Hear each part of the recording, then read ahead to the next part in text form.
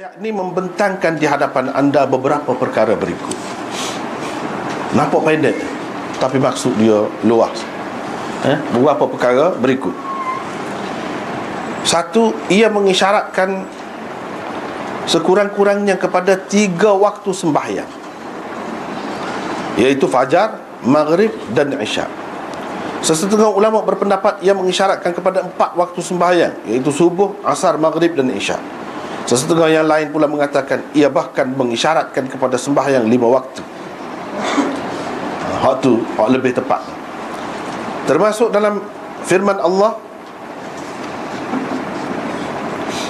tarafayn nahar, iaitu pada kedua tepi siang, pagi dan petang itu sembahyang subuh, zuhur dan asar. Seperti kata tadi lah. Dan termasuk dalam firman Allah, wazulafam minal lail, iaitu dan pada bahagian permulaan daripada malam, yang di waktu malam, bahagian permulaan daripada waktu malam. Pula sembahyang maghrib dan isyak. Hak ni hak lebih tepat sekali. Maknanya 5 dah masuk dalam ni, terkandung dalam ni. Sebabnya maghrib dengan isyak tu dia dekat sangat. Bahkan kalau mengikut mazhab Syafi'i, qaul qadim Syafi'i, dan qaul qadim ni dalam kitab-kitab fiqh Syafi'i, umpamanya dalam Al-Ashbah wan Nazair, Imam Sayyuti tu di hujung nak akhir, dalam tu dia sebut beberapa masalah yang mana mengikut ulama-ulama Syafi'i lebih kuat qaul qadim daripada qaul jadi. Hak umumnya orang pakai qaul jadi, bukan qaul qadim. Enggak dia qaul jadi qaul qadim pula takut. Ada hak tu. Ada hak tak jelas lagi. Jadi Imam Syafi'i ni dia ada 2 pendapat dia secara kasar. Semasa dia duduk di Iraq, dia tua begitu begini banyak dah lah. Hak ni dicatat oleh anak-anak murid dia sana. Ni orang panggil qaul qadim, qaul pendapat lama. Bila dia pergi ke Mesir, banyak berubah pendapat dia. Ada kalanya hak dulu dia tinggal. Dia waktu ambil pendapat baru. Pendapat baru. Hak tu orang panggil qaul jadi. Disebarkan oleh anak-anak murid dia sana. Jadi pada umumnya qaul jadid ditarjihkan, mana diutamakan daripada qaul hak lama. Sebab ni hak baru kan banyak dia baikilah, banyak dia baiki. Tapi tidak ada siapa pun kata qaul qadim ni, qaul hak dulu tu tak boleh pakai, makna salah. Tidak gitu maksud. Apa ni pendapat ulama ni beza pendapat dia ni, tidak gitu. Jangan faham gitu, silap. Tu kalau orang lain boleh jadi gitulah. Sebab apa tidak berlaku kepada imam-imam ni? Dia tu bukan tak ada juga salah, tapi jarang. Kalau salah tu dia pakai hak tu lah. Kalau selagi ada tu maknanya boleh dipakai lagi. Hak ni lah hak maksud dalam kitab-kitab qawaid fiqh. Dia kata al-ijtihad la yanqudu bil ijtihad. Itu maksud dia. Ijtihad tidak roboh dengan ijtihad yang lain. Mula Imam Syafi'i kata begitu. Lepas tu dia kata lagu lain. Jadi hak dulu tidak jadi roboh, tidak utuh. Sebab apa? Sebab hak dulu pun dia bukan pakai otak dia, fikiran dia semata-mata. Dia ada dalil dah. Dalil dia Quran Sunnah dah. Cuma dia kaji pula lebih tepatnya gini. Sama ada Quran juga, hadis juga, ataupun dia tengok nasabahnya lebih sesuainya, hak ni lebih kuat. Tu saja. Hak dulu ada juga, bukan tak boleh pakai, sebab dia ada dalil juga. Bahkan hak dikatakan qaul qadim ni kalau dalam mazhab Syafi'i misalnya, hak mazhab lain banyak juga lagu tu lah juga. Kalau kita kata dalam mazhab Syafi'i ni, hak kita kata qaul qadim tu ada kalanya dipakai galik-galik oleh orang lain, tak ada qaul qadim bagi dia. Hak tu hak dia nak pegangnya. Hak tu. Tidak kata basi, tak ada. Orang nak pegang hak tu. Cuma dia yang berubah. Misalnya kita kata air musta'mal. Imam Syafi'i kata tak boleh guna. Tu hak maklumnya kan. Bahkan kalau ngecik tak boleh dah. Sampai gitu mau jadi waswah pula. Ngetik ni kita dah ambil himaya kan. Ambil himaya ni hak jatuh ni, ngetik. Dia kira pasal kita basuh saat ni musta'mal tu apa mana. Dia ada lah pula kan. Musta'mal tu mana hak guna untuk mengangkat hadas. Hak mula-mula, bukan hak dia. Hak mula-mula, hak basuh mula-mula tu, itu orang panggil musta'mal. Musta'mal tu dari segi bahasa dia makna air sudah diguna. Bukan guna basuh pinggan. Guna basuh pinggan tak apa, boleh guna pula. Guna untuk mengangkat hadas. Tu kena. Misalnya basuh tangan ni kan wajib. Hak mula-mula. Hak mula-mula. Hak itulah air musta'mal. Bukan air kita basuh muka saja ke, basuh pinggan ke. Dah tu boleh lagi kalau cuci. Kalau cuci boleh lagi. Musta'mal dari segi bahasanya, tapi dari segi fiqhnya cara tidak musta'mal lagi. Boleh guna lagi. Jadi bila air ni sudah guna, hak yang pertama, hak yang kedua tak kira. Hak yang kedua tidak musta'mal. Yang ketiga tidak musta'mal. Dia kira fiqh Syafi'i. Lepas tu hak guna saat dia tak boleh dah nak guna semula. Hak mula-mula saat untuk mengangkat hadas tak boleh. Tapi qaul qadim kata boleh. Boleh. Qaul qadim kata boleh. Mana kalau seseorang tu dia basuh muka hak mula-mula, atau dia basuh sekali je kalau air tak ada kan, boleh juga basuh sekali saja anggota tu kan. Kali dia tak ada. Lepas pada tak ada tu ada lah air. Lepas tu dia nak ambil air sembahyang mula, boleh. Bukan kali yang kedua, 5 kali, 10 kali pun boleh. Itu qaul qadim. Apa sebab? Dia pegang dengan ayat Quran. Wa anzalna minas samaa'i ma'an tahura. Kami turunkan air dari langit, air yang banyak kali dapat menyucikan. Tahuri. Bukan makna sekali. Bukan makna sekali. Tahur. Sebab apa? Dia reti bahasa Arab dalam ni, pokok ni. Tidak tahu. Tahura tu. Tahur situ dia pegang butir dia nya. Sebab tahur tu kalau orang mengaji Arab dia panggil sirah mubalaghah. Sirah mubalaghah ni dia menunjukkan banyak kali berlaku. Bukan sekali. Misalnya kita kata akilun. Dia kata orang baru belajar bahasa Arab. Akilun makan. Sekali makan. Akilun lah yang makan. Tapi kalau akulun, itu bukan sekali makan. Banyak kali. Ataupun beri makan. Boleh berlaku lah. Yang menunjukkan banyak lah. Jadi tahur ini mana banyak kali sifat boleh menyuci. Dia tidak kata mutahhiran. Tuhan tak kata begitu. Tuhan kata tahura. Tengok, dia ada dalil. Tapi buat apa dia tinggal kalau ada dalil? Buat apa dia tinggal ada dalil? Dia fikir pula kemudian. Dia tengok, kalau sungguh boleh, sungguh betul lah dari segi bahasa begitu. Kalau boleh sungguh, mestilah tidak ada hukum tayamum. Payah benar nak berlaku tayamum. Sebab apa? Masing-masing tak ada. Sahabat tak ada.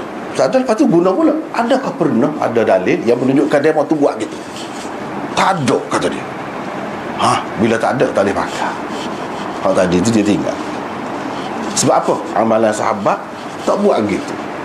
Guna air sekali, lepas tu kalau tak ada air kat tayamum. Tak ada kata pakai tak ada. Air tadi, lepas tu guna semula, tak ada. Itu sebab tu Imam Syafi'i tinggal pendapat lama dia tu.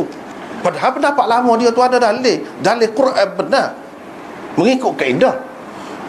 Dia tinggal. Baik, hak dia tinggal tu dalam mazhab Malik, pakar alik-alik lagi. Tak ada dhaif, tak ada gapo. Memang lagu tu Imam Bukhari pakar alik-alik lagi. Sebab dia pegang hak tu tahura, tak lagi. Hak saat dia, hak sahabat hak begini. Sahabat hak tu kedudukan dia rendah. Quran atas kan. Dah Quran kata gitu, sahabat tak buat. Boleh jadi dia tak nampak gitu, dah ikut dia lah. Itu sebab kita kata hak qaul qadim tu bukan tak boleh pakai. Orang lain dah pakai kali-kali. Bahkan dalam mazhab Syafi'i pun pakai juga. Kalau dalam kitab-kitab fiqh memang sebutlah tu. Hak fiqh hak tinggi sikitlah. hak rendah tak ada, dia royak so je. Kalau hak tinggi sikit tu memang ada. Jadi hak dulu tu ada kalanya dia lebih kuat lagi daripada hak baru. Mengikut ulama-ulama Syafi'i hak datang kemudian dia kata hak ni lebih kuat lagi. Orang tak pakar suku pasal hak tu. Gapo dia hak lebih kuat? Antaranya waktu sembahyang. Waktu sembahyang Maghrib dengan Isyak pendek benar masuk. Kadang setara mana? Lepas kita sembahyang Maghrib, selesai tu kadang kita sembahyang 2 rakaat. Kita ambil air sembahyang, kalau kita sembahyang 2 rakaat. Lepas tu sudah tu dah masuk selalu waktu Isyak. Masuk selalu waktu Isyak. Jadi waktu Isyak ni tidak lama lah. Sebab tu dah sabar dah ayat ni, dia kata bahagian permulaan daripada waktu malam tu memang 2, sembahyang Maghrib dan Isyak, tapi dekat sana. Dekat sana. Kalau kita kata hak super qaul jadi, hak sebut pakai ni, pun tidak lama nak banding dengan panjang lagi kan malam tu. Lepas pada tu masuk waktu Isyak tu awal juga. Tapi kalau mengikut qaul qadim lebih awal lagi. Dan orang tidak tahu dia kamatkan waktu tu. Orang buat qaul qadim tak boleh pakar. So yang kedua qaul qadim tak kurang lah, qaul jadi dia lebih kuat. Dia tidak tahu hak ni mengikut ulama-ulama Syafi'i, hak ni lebih kuat. Sebab tu saya ingat ni begini, pasal ayah dulu sakit, dia payah lah nak bangun, ambil air semak, dia pakai hak tu, dia lah royaknya. Lepas tu kita ngaji, kita tengok, oh memang ada semua. Dia pakai lagu tu. Lepas sembahyang Maghrib tak ada lama, duduk muntah, sembahyang lalu Isyak. Jadi makna kalau kita sakit, kita ada alasan, ada sebab nak sabar. Kalau tak ada apa satu, boleh. Apatah lagi kalau ada sebab, lagilah boleh. Kalau tidak kan menyusah, batal air sembahyang dah pula, nak bangun pun susah, kena orang cucuk, kena gapo kan air sembahyang. Kena ingat hak ni lebih kuat lagi qaul qadim daripada qaul jadi. Tapi kerana kita tak tahu, dia jadi susah. Sebab tu orang ngaji tak tahu mudah banyak perkara, bukan jadi susah. Kalau dia kurang ngaji, dia kurang susah tu, ada benda tak kena tu. Ada benda tak kena tu. Sepatutnya kau mudah. Sepatutnya. Misal saat ni lah, misal saat ni kita tak tahu pun yang waktu tu kuat, lebih kuat daripada qaul jadi. Sebab tidak pernah didedahkan. Cara ke mazhab lain, mazhab Syafi'i pun tak tahu lagi. Banyak kau, kalau nak kira dalam tu pun banyak dah kemudahan aja. Tapi dah tidak ambil yang mudah, dah ambil yang payah. Duk ambil awak payah. Lepas tu duk ingat ijtihad dulu sudah roboh. Tidak, bukan lagu tu. Barang ijtihad ni beginilah. Saya buat dah contoh dulu. Beginilah. Seorang tukang, dia buat rumah tepi patah, ataupun atas bukit, ataupun mana-mana lah, sesuai dengan tempat tu dia buat. Bila dia pergi ke lain, dia buat pula rumah lain. Mungkin dia tukar, dia padat, dia buat. Jadi rumah hak dulu tu tak boleh duduk. Hak tepi patah tu, walaupun kata rumah kayu lah katakan, rumah kayu, rumah juga, rumah kayu pun tidak orang panggil rumah je rumah batu saja baru rumah. Rumah kayu pun rumah juga, boleh duduk. Ada kalanya kalau kita pergi sana, tak ada masalah duduk tidur tepi jalan, ataupun nak sewa hotel kau apa ke, rumah kita ada, kita boleh duduk situ. Walaupun kita tinggal lah, tapi rumah tu boleh duduk lagi. Sebab ijtihad ni mana benda besar, benda wujud, benda butir, boleh tengok, boleh tidak mudah dia hilang. Itu orang panggil ijtihad. Ijtihad ni asal ijtihad, bukan asal fikiran mengarut sendiri. Dia ada dalil. Sebab tu dia jadi kuat. Sebab tu dia jadi kuat. Jadi walaupun dia tinggal apa, orang lain nak pakar tak apa, dia sendiri nak pakar pun tak apa. Tidak kata jadi roboh.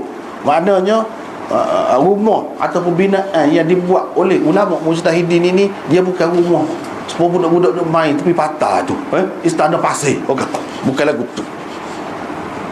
Memang rumah sungguh. Kena faham gitu. Barulah faham al-ijtihad la yanqudu bil ijtihad. Ijtihad tidak roboh dengan ijtihad yang lain. Hak tu tetap. boleh pakai. Jangan kita kata mana dia tak apa pandai lah dulu, tak apa yakin lah dulu. Bukan masalah dia pandai dah. Cuma dia penemuan lain pula. Penemuan lain. Hak ni pun boleh pakai juga. Dengan dalil juga.